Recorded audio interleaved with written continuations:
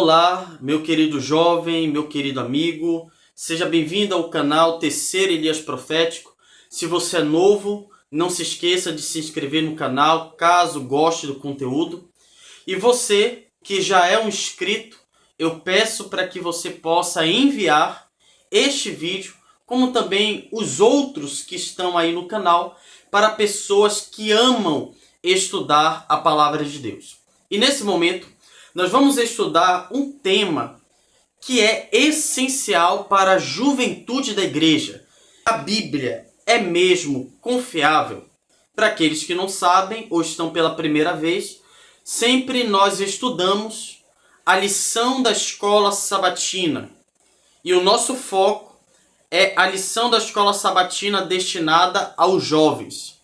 E hoje nós vamos tentar responder esta pergunta. Talvez eu esteja falando para alguém que já foi perguntado ou sempre é assediado por algum ateu, por algum agnóstico, ou para uma pessoa que é curiosa em relação à religiosidade. E sempre é feita esta pergunta: será que a palavra de Deus, a Bíblia Sagrada, o livro de capa preta, como era conhecido antigamente, será que ele é realmente confiável? E aí eu gostaria que você jovem, ou você que é ateu ou agnóstico, eu gostaria que você pegasse a sua Bíblia. Se você não tem a sua Bíblia, você pode utilizar nesse momento o seu celular ou algum aparelho que contenha a Bíblia. Se não, eu peço a sua atenção para o que será lido. Lucas capítulo 24, dos versos 25 a 32, e a palavra de Deus nos diz o seguinte, de acordo com a minha tradução. Ele lhes disse: como vocês custam a entender e como demoram para crer em tudo que falaram os profetas. Não devia o Cristo sofrer estas coisas e entrar na sua glória? Então, começando por Moisés e por todos os profetas, explicou-lhes o que constava a respeito dele em todas as Escrituras. Ao se aproximarem do povoado para o qual estavam indo, Jesus fez como que ia mais adiante. Eles, porém, insistiram muito: fique conosco, pois o dia já findou e está chegando a noite. Então, entrou para ficar com eles. Quando estava à mesa com eles, tomou o pão, deu graças e partiu e deu a eles. Então, os olhos deles foram abertos e o reconheceram, mas ele desapareceu. Então perguntaram um ao outro: não ardia em nosso coração enquanto ele nos falava no caminho e nos explicava as Escrituras? Eu quero chamar a sua atenção para o versículo de número 32, que é a pergunta que um discípulo faz ao outro após reconhecerem que aquele que estava diante deles era o Cristo, era o Messias, era o Jesus ressuscitado. Olhe novamente para o versículo 32. Então perguntaram um ao outro: não ardia o nosso coração enquanto ele nos falava no caminho e nos explicava as Escrituras? Com base nesse texto, eu faço uma pergunta. A palavra de Deus, as Escrituras, ou o livro de capa preta, é confiável? Se alguém chegasse para você e lhe perguntasse: você que é um adventista do sétimo dia, ou você que é um assembleano, ou você que é presbiteriano, ou você que é um batista, ou até você que é um católico, ou de qualquer outro ramo, a Bíblia, ela é confiável? E quando você vai para a tirinha, é interessante que alguém diz o seguinte: mais uma vez, atualizei ontem. De novo, essas coisas nunca param. E aí encerra no último quadrinho. Escritura inspirada nunca precisou de atualização. Com base no texto e com base na tirinha, eu vou até mostrar para você aqui, essa tirinha aqui. Com base na tirinha e no texto lido, o que nós já podemos tirar de lição? Primeiro, a Bíblia não precisa ser atualizada. Há algumas pessoas no meio cristão que dizem o seguinte: olha, a Bíblia precisa ser atualizada porque nas suas entrelinhas ela é insuficiente. Será mesmo? A Bíblia, ela é a palavra de Deus. E a Bíblia não precisa de atualização. Ela é real, ela é a palavra de Deus, ela é infalível, ela é inerrante, ela é suficiente para todo cristão e, acima de tudo, ela é o manual que nos aponta para a vida eterna, que nos aponta para o único Deus verdadeiro, que subsiste em 3 pessoas distintas: Pai, Filho e Espírito Santo.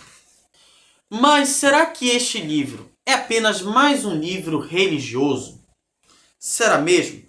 C.S. Lewis tem um comentário muito interessante. Ele diz o seguinte: a sede existe para a água, a busca para a verdade. O que C.S. Lewis quer nos explicar? Primeiro, é que toda e qualquer necessidade que o ser humano tenha, há aquilo que pode supri-lo. Ou seja, se há uma busca, é porque existe uma verdade.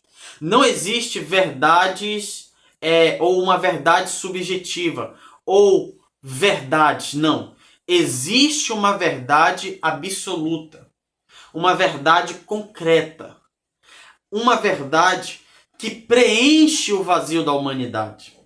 Portanto, toda busca do ser humano sempre vai levá-lo ou para a verdade ou para o engano. E quando você estuda a história, você percebe que o ser humano sempre buscou esta verdade. E é por isso que surge a filosofia, a ciência e a religião. Por que existem estes ramos do saber? Por quê? Porque o ser humano está buscando a verdade. Ele está buscando responder às grandes perguntas da vida. De onde eu vim? Qual o propósito da minha existência? Quem eu sou? Quem é Deus? E para onde eu vou? E você percebe isso. Exemplo, você encontra na antiga Biblioteca de Alexandria, um dos centros intelectuais do terceiro século. Nessa biblioteca constava mais de 200 e 700 mil pergaminhos. Incluía Homero, Platão, Aristóteles, Arquimedes e a própria Septuaginta, que é a tradução do Antigo Testamento para a língua grega. Por que existia tudo isso, todo esse arcabouço de conhecimento? Porque o ser humano sempre está em busca da verdade. Então, se alguém chegar para você e disser: olha, não existe uma verdade absoluta. O que é verdade para mim não é verdade para você. O que é verdade para você não é verdade para mim. Mentira! E a história nos prova de que sim, existe uma verdade absoluta e a humanidade está em busca dessa verdade. E nós que somos cristãos, nós cremos que esta verdade se encontra em uma pessoa. E esta pessoa se chama Jesus Cristo. João capítulo 14, a Bíblia nos diz: eu sou o caminho, a verdade e a vida. Ninguém vem ao Pai a não ser por mim. Mas este que é a própria verdade, ele nos deixou um livro.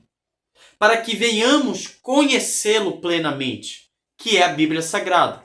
E este livro tem 66 livros, foi escrito por 40 autores, por um tempo equivalente a 1500 anos. Entre estes autores, nós podemos encontrar reis, pescadores, generais, fazendeiros, pessoas de alta patente ou da sociedade alta ou pessoas simples. Mas qual é o conteúdo deste livro? É apontar o plano de Deus para salvar a humanidade por meio de Jesus, que começa desde o livro de Gênesis, passando por toda a história, chegando no Novo Testamento, concluindo no livro do Apocalipse, que é o resumo de todas as coisas, que aponta para o fim, que é a vida eterna. E quando nós retornamos para o texto que nós lemos, Lucas capítulo 24 relata acerca da ressurreição de Cristo. E este capítulo relata que quando Cristo ressuscitou, algumas mulheres foram ao sepulcro, não encontrando Cristo no sepulcro. A Bíblia diz que elas tiveram uma visão de anjos que relataram a elas que Cristo havia ressuscitado e que elas deveriam sair daquele local e ir até os discípulos para falarem acerca da ressurreição do nosso Senhor e Salvador. E aí a história sai desse contexto e vai relatando a história de dois discípulos que estavam saindo de Jerusalém, indo para Emaús. E como se encontrava estes discípulos? Esses homens estavam angustiados porque eles haviam abandonado tudo para seguir a Jesus e de repente eles veem aquele que eles acreditavam que seria o Messias pendurado numa cruz. Após entregar o seu espírito, agora sepultado. Então eles haviam perdido a esperança, eles estavam angustiados. De repente, o próprio Cristo aparece, pergunta o que estava acontecendo, mas por ocasião da tristeza deles, eles não reconheceram, e aí eles começam a ter um diálogo com Cristo, e aí Cristo vai expor as Escrituras. Quando Cristo entra para dentro da casa, a Bíblia diz que Jesus, ao partir do pão, os olhos deles se abriram e eles reconheceram que aquele que estava diante deles era o próprio Yeshua ressuscitado, o próprio Jesus ressuscitado. Então eles exclamam: por acaso o nosso coração não ardia enquanto ele expunha as Escrituras? Jovem, seu coração só vai arder se você valorizar as Escrituras. Seu coração só passará por uma transformação se você exaltar a palavra de Deus. E a pergunta é, por que Jesus não continuou com eles? No exato momento que eles o reconheceram, por que Jesus some? A lição diz o seguinte: talvez Jesus não quisesse iniciar uma nova conversa que desviasse o foco do que era mais importante. A mensagem deixada nas Escrituras precisava continuar sendo a base da fé deles. Foi a palavra que fez o coração daqueles homens arder. E seria essa mesma palavra que os sustentaria dali em diante. Então Cristo ele não queria desviar o foco dos discípulos. Que era o quê? Que era a palavra. E era somente a palavra que deveria sustentá-los. Mais do que uma compreensão de que Cristo havia ressuscitado porque ele havia aparecido diante deles, mais do que isso, Cristo queria ensinar a estes homens, como a sua igreja, que mais do que evidências externas, explícitas, eles precisavam confiar no que estava registrado, que era a palavra de Deus. Eu vou ler algo interessante. Algo extraordinário acontece quando as Escrituras são explicadas a corações abertos à atuação do Espírito Santo. Então, isso só vai se concretizar se você abrir o seu coração para que o Espírito Santo atue. Agora, a Bíblia ela é confiável? E aqui a lição ela nos dá alguns motivos pelos quais nós podemos confiar na Bíblia. Primeiro é a documentação. Só o Novo Testamento conta com mais de 5.800 manuscritos em grego. Somando estes manuscritos em gregos, juntando com as versões em latim e outras línguas antigas, o número chega a cerca de 24.000 cópias só do Novo Testamento, deixando de lado assim um pouco o Antigo Testamento, que aí vai triplicar ainda mais o número de cópias, mostrando que a Bíblia ela é confiável. Um exemplo é o papiro Highlands, que é o P52. Esse papiro é datado por volta do ano 125 depois de Cristo, algumas décadas após o original. Ou seja, a Bíblia é o livro mais confiável. Por quê? Se você for para um livro secular, que é a Ilíada de Homero, que é um livro histórico mais preservado, ele tem por volta de 1.800 manuscritos.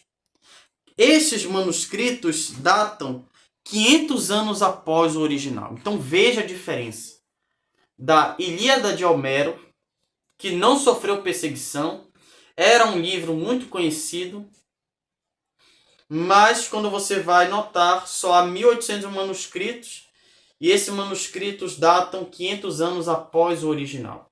Enquanto o P52 é do ano 125 depois de Cristo, algumas décadas depois do original. Então a Bíblia ela é confiável. Segundo argumento é a questão da arqueologia. De acordo com alguns arqueólogos, foram encontrados alguns achados importantes acerca de 50 personagens que a Bíblia traz, que antigamente, tem muitos anos atrás, eram tidos como fábulas. Mas hoje a arqueologia comprova que estes personagens realmente existiram. Você encontra inscrições e achados como do rei Davi, na estela de Tel Dan, Pôncio Pilatos na pedra de Pilatos em Cesareia. Outro achado importante é o cilindro de Ciro, que confirma o relato bíblico do retorno dos judeus para Jerusalém, conforme está registrado nos livros de Esdras e Neemias. Então, temos a documentação que prova que a Bíblia é confiável. Nós temos a arqueologia que comprova que a Bíblia é confiável, porque foram descobertos esses achados. Terceiro, as profecias. As profecias são categóricas e elas foram cumpridas com precisão. Exemplo, Miqueias capítulo 5, versículo 2, anuncia que o Messias nasceria em Belém. Isaías capítulo 53 narra o servo sofredor, aquilo que o Messias passaria nas mãos dos ímpios. Também o próprio Isaías relata que Cristo nasceria de uma virgem. Zacarias relata que ele viria montado em um jumento, se não me falha a memória, é o profeta Zacarias. Mas também Zacarias vai profetizar acerca do local onde o Messias iria nascer. Então, só pelas profecias, a Bíblia ela é confiável. Outro argumento interessante que comprova a confiabilidade da Bíblia é as fontes fora da Bíblia. Jesus ele é citado por historiadores que não tem nada a ver com o cristianismo. Mas ele é citado, o próprio Yeshua, ele é citado por Tácito. Tácito, ele menciona a crucifixão de Jesus sob Pôncio Pilatos.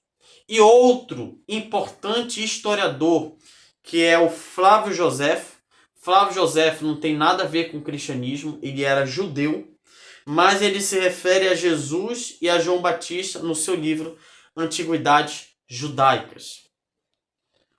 Quinto argumento é o impacto cultural. A Bíblia ela foi traduzida para mais de 3.500 idiomas. Seus ensinamentos, os ensinamentos da Bíblia, influenciaram direitos humanos, sistemas legais, valores morais em todo o mundo. E outro argumento que comprova que este livro que nós temos em mãos é um livro confiável é que este livro, diferente de qualquer outro livro, a palavra de Deus tem o poder de transformar vidas. Eu faço uma pergunta: por acaso, algum livro, seja de ateu, ou seja de um intelectual do ramo da filosofia, mudou a vida de um assassino? Eu nunca vi um assassino ou um ladrão passar por uma transformação tão radical a tal ponto de se tornar um cidadão de bem ao ler os livros do filósofo Aristóteles, ou Platão, ou ler Ilíada de Homero, ou ler qualquer livro de um ateu. Nunca vi alguém ser transformado, mas eu já vi prostitutas deixarem a vida de prostituição por conta da leitura da palavra de Deus. Assassinos e ladrões deixarem estas práticas por causa da palavra de Deus. Aqueles que eram tidos mais cruéis da sociedade abandonarem a velha vida por causa da palavra de Deus. Então tudo isso mostra que a Bíblia ela é um livro confiável. Isso não acontece por acaso.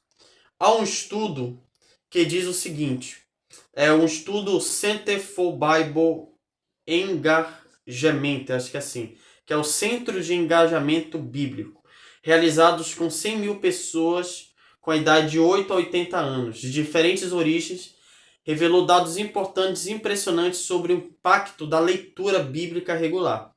Aqueles que liam a Bíblia 4 ou mais vezes por semana apresentavam os seguintes resultados. 62% eram menos propensos a se embriagar. 59% eram menos propensos a consumir pornografia.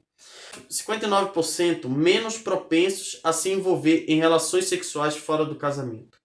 28% menos propensos a enfrentar sentimentos de solidão. 228% mais propensos a compartilhar sua fé com outras pessoas. E 407% mais propensos a memorizar versos da Bíblia. Eu posso ouvir um amém daí, da onde você está? Ou seja, este é o poder da palavra de Deus. Nenhum outro livro, nem o Alcorão, ou qualquer outro livro, se compara com a palavra de Deus. Este livro realmente transforma vidas.